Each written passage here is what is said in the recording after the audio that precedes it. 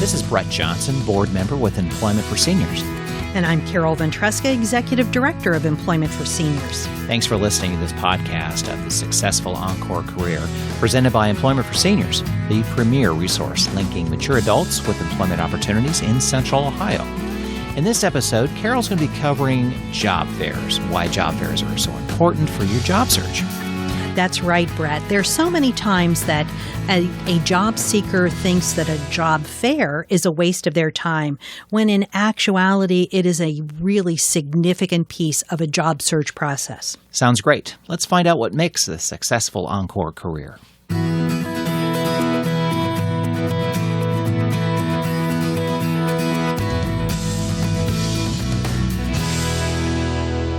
So what are the benefits of attending a job fair?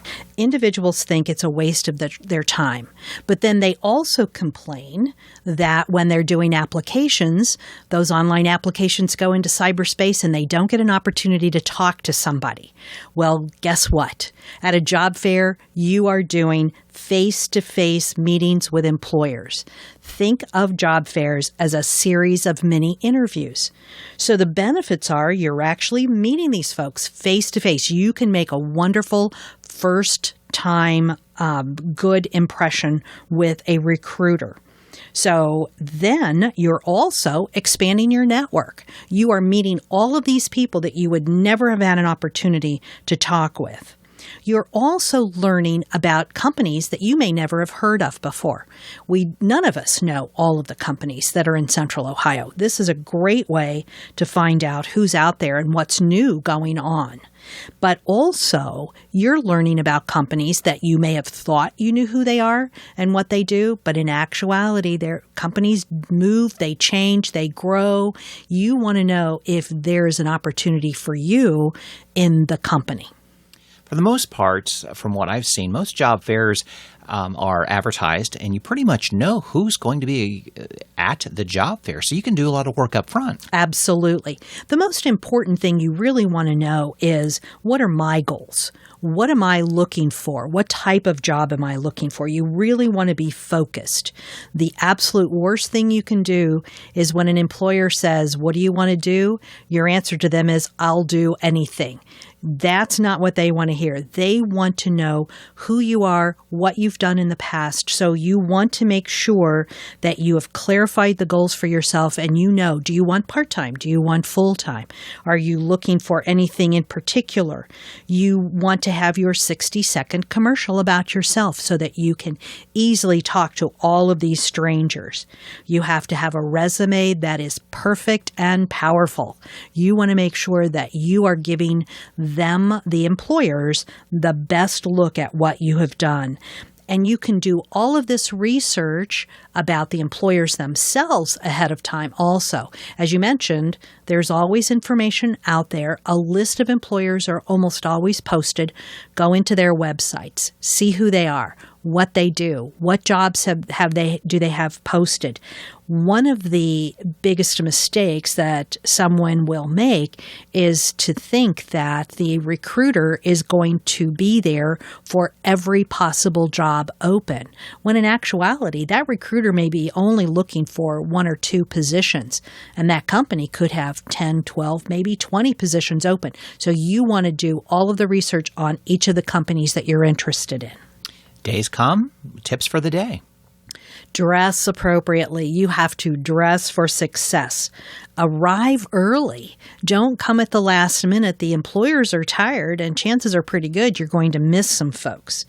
As I mentioned, you have to have your resume perfect, but also bring multiple copies. Oftentimes, someone will come to a job fair and have only one copy of their resume. You want to leave your copies of your resumes with each of the employers. If you have other bits and pieces of information, such as credentials or list of references, or maybe a portfolio, you are not going to necessarily give all that information over to the employers in a job fair. But you want to make sure that you have all those materials put together.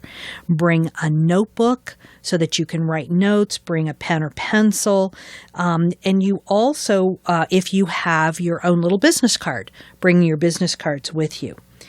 Most importantly, you want to be enthusiastic. You want to let the employer know you're truly interested in working for them. So regardless of how they are acting, you want to be the positive force. You want to make sure that you are also collecting information from them, as well as giving them information. So get their business card. Make sure that you can contact them again to do follow-up. Get information about the position descriptions if they have those ready, or find out where that position description information is available. And also don't overstay your visit with the employer. If there's a long line of people behind you, be very succinct. Get in there, do your 60-second interview, and then keep moving on. As you mentioned in the work to do beforehand, now is the time to probably ask about those other jobs that they may not have talked about that you are interested in as well. Exactly, because those position descriptions may not be what you're interested in. But talk to the recruiter and get a good feel for what is going on at their company. But if you've done your research and you start talking to them and they can tell you've done your research, they will know you truly are interested in them. So it's not a one-way deal. It's a two-way conversation. And again, it's a little mini interview. You're practicing your interviewing skills, you're gathering information, and you're putting out there a positive attitude. You can only make a good first impression one time. So that's your job that day. Okay, so at the end of the day, you've collected all those business cards. You're going out having a cup of coffee, rejoicing, and saying, that's a great career fair I went to. What's the next step? What do you do afterwards? And that's so important too. You can't just go and then stop. You can't go to a job fair and expect everybody is going to be on your doorstep calling you. That's not going to happen. You need to do your follow-up. Again, always think in terms of what is the expectation of that recruiter. They want to know you're truly interested. And one way to do that is to do a follow-up thank you. I usually tell folks that are at job fairs with me, I want to see those follow-up notes in the mail that day. It can be an email. It can be a handwritten note. It can be a typed formal letter within 24 hours. You can then wait several days and do another follow-up. So say your first follow-up is an email. Your second follow-up is another cover letter with another copy of your resume. The trick is to try to keep your name and your resume on the top of their pile. Send it to them again. You want to be specific, short, and directed in your conversation, in your follow-up conversations with them. Remind them where you met, what job fair it was, and what you're interested in doing. You can then do a third follow-up, probably 8 to 10 business days from when you were at the job fair.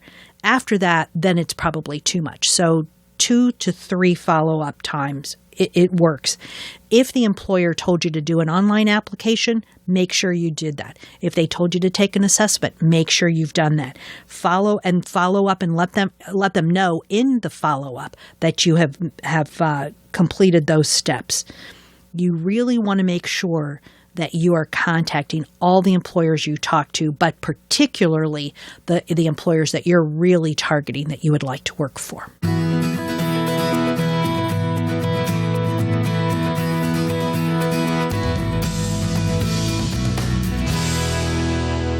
Thanks for listening to the Successful Encore Career Podcast, presented by Employment for Seniors.